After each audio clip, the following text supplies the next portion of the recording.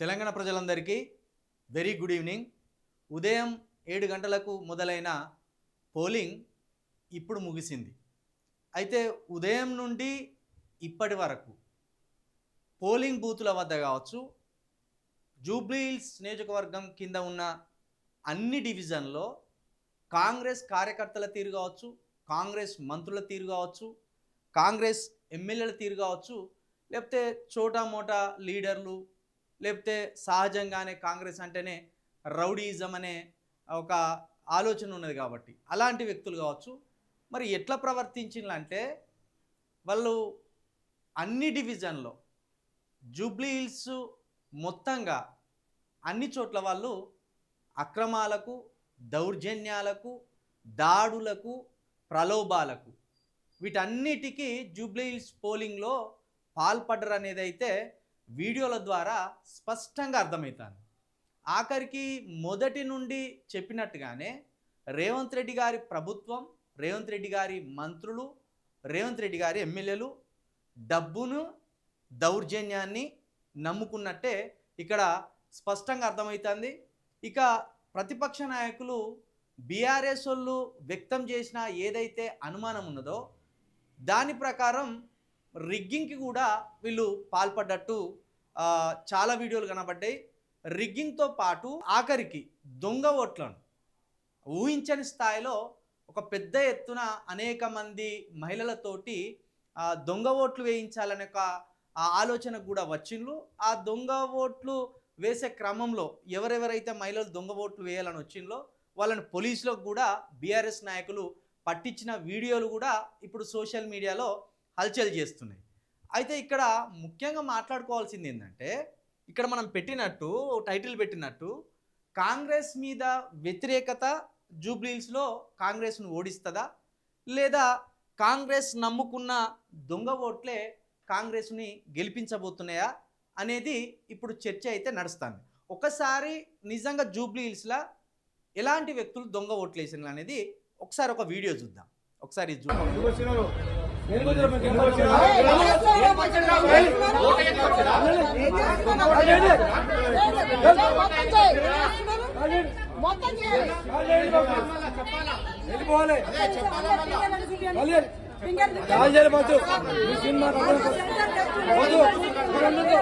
చూసిండ్రు కదా, ఇది వాళ్ళ వాలకం.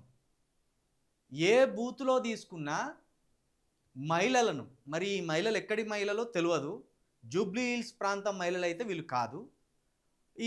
ఇలాంటి మహిళలతోటి కాంగ్రెస్ దొంగ ఓట్లు వేయించే ప్రయత్నం చేసింది. ఇంకా సిగ్గుచేటు ఏంటంటే మాగంటి సునీత గారే ఒక ప్రెస్ మీట్ ఏర్పాటు చేసింది 4 గంటలకు.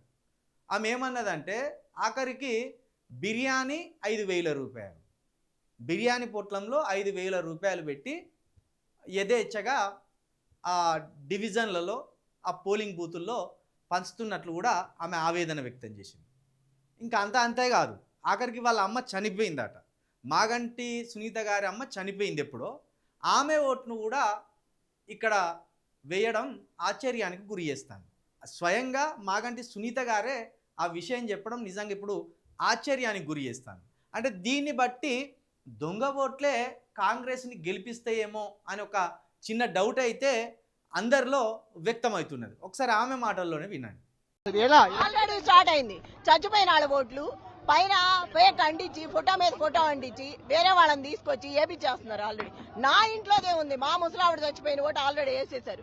చనిపోయిన మనిషి ఓటు ఎట్లా వేస్తారు? చూసిండ్రు కదా.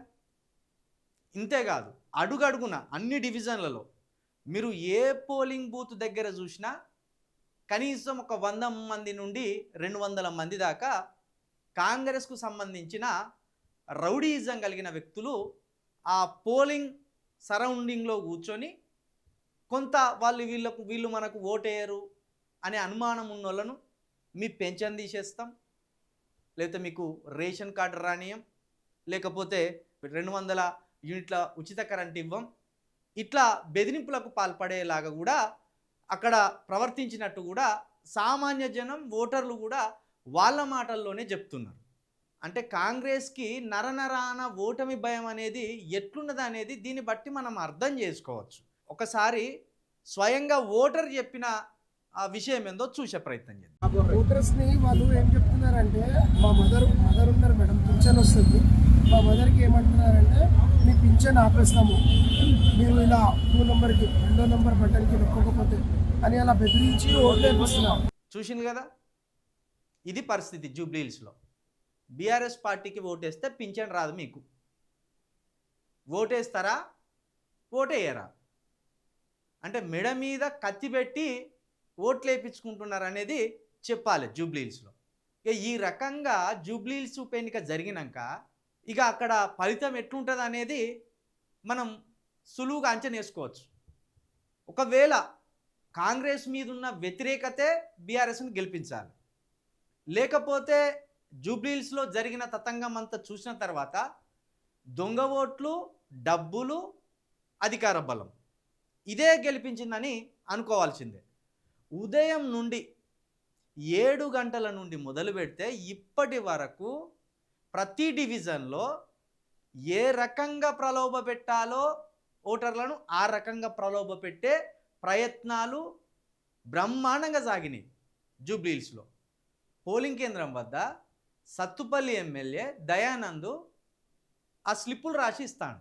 ఇక ఒకచోట కాంగ్రెస్ కార్యకర్తలు ఏకంగా 2వ నెంబర్ కలిగిన టీషర్ట్లను వేసుకొని వాళ్ళు స్లిప్పులు రాస్తాను. ఇక్కడ షేక్పేట్లో అయితే బీజేవైఎం అధ్యక్షుడు స్వస్తికాట్ ఆయన పేరు, ఆయన మీద కాంగ్రెస్ కార్యకర్తలు దాడి చేసింది.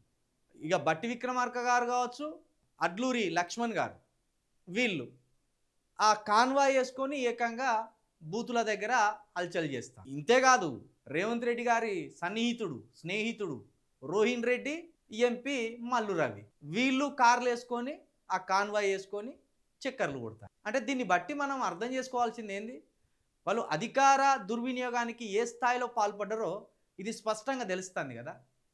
మునుపెన్నడూ లేనట్టు 150 సంవత్సరాల చరిత్ర కలిగిన కాంగ్రెస్ పార్టీకి ఓటమి భయం ఇంత ఎందుకు పట్టుకున్నదో అర్థమైతలేదు.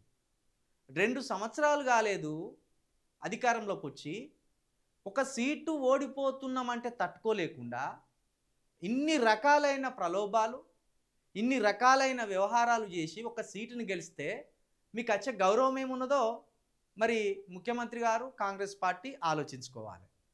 బిర్యానీలల్లో 5,000 పెట్టిస్తారా?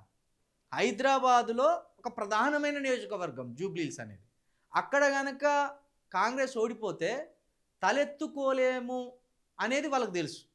కాబట్టి అక్కడ ఏరియాను బట్టి తాయిలాలు ఇచ్చింది ఇవ్వాలి. 3 రోజుల కిందికి వెళ్ళే డబ్బులు పంచడం మొదలుపెట్టిండు.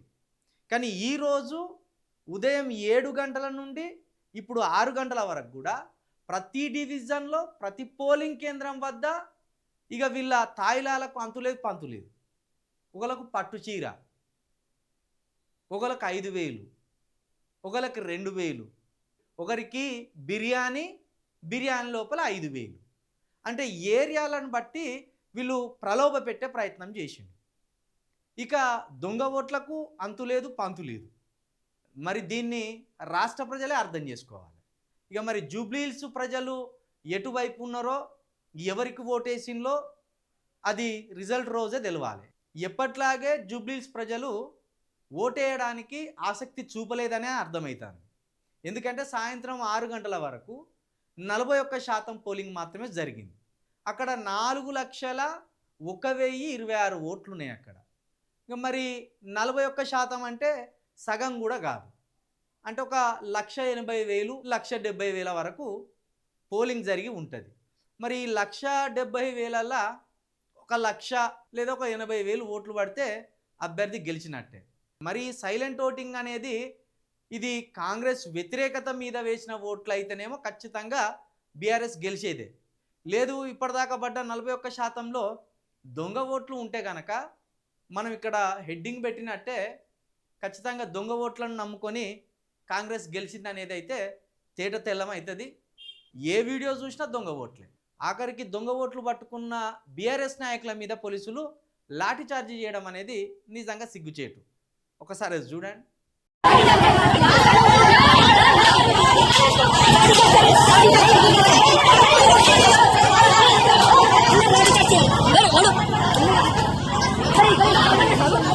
Hey,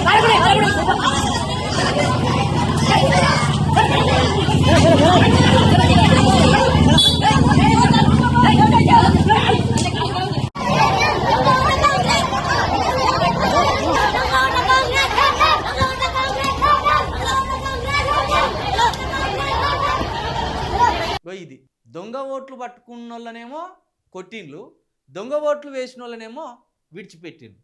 ఇంకా ఇప్పుడే పోలింగ్ ముగిసే ముందే అటు పాడి కౌశిక్ రెడ్డిని అరెస్ట్ చేసింది. ఒక్క జూబ్లీ హిల్స్ ఉప ఎన్నిక గెలవడానికి కాంగ్రెస్ పడరాని పాటలు పడుతుంది, చేరాని దుర్మార్గాలు చేస్తుంది. 2 ఏళ్లలో కాంగ్రెస్లో ఊహించని భయం మొదలైంది. తాము ఇవి చేసినామని చెప్పుకోవడానికి ఏమి లేకపోవడంతో ఎంతకైనా దిగజారి ఏదైనా చేసి జూబ్లీ హిల్స్ గెలవాలనే ఒక ఆలోచనకైతే రాష్ట్ర ప్రభుత్వం వచ్చినట్టయితే అర్థమవుతుంది. మరి ప్రభుత్వం మీద ఉన్న వ్యతిరేకత బీఆర్ఎస్ని గెలిపించబోతుందా? ఆ ప్రభుత్వం నమ్ముకున్న దొంగ ఓట్లే కాంగ్రెస్ అభ్యర్థిని గెలిపించబోతున్నాయా అనేది మనకు 1-2 రోజుల్లో తెలిసిపోతుంది.